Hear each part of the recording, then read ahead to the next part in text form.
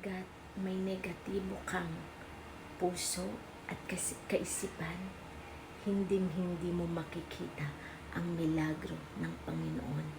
Mga kapatid, bakit may mga tao wala ka namang ginagawang mali sa kanila, pero may nasasabi pa rin sila sa iyong hindi maganda?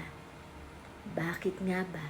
Sapagkat madumi ang kanilang puso, madumi ang kanilang kaisipan. Kapag madumi ang iyong puso at kaisipan, kahit anong kabutihang gawin sa iyo ng tao, mali at mali pa rin ang mapapansin mo sa kanya. Katulad na lang ni Jesus, gumawa na siya ng kabutihan, nagpakita na siya ng milagro sa mga tao.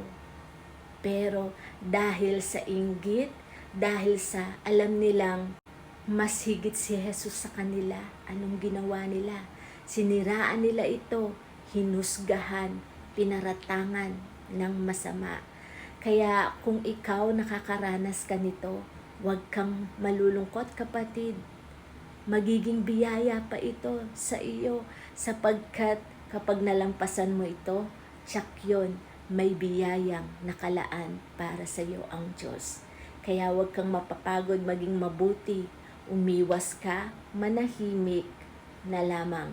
Dahil kailanman walang taong sinungaling, walang taong madumi ang puso ang umamin sa kanilang nagawang mali sa kapwa. Wala tayong kakayang baguhin ang taong ito. Ipagdasal na lamang natin sila.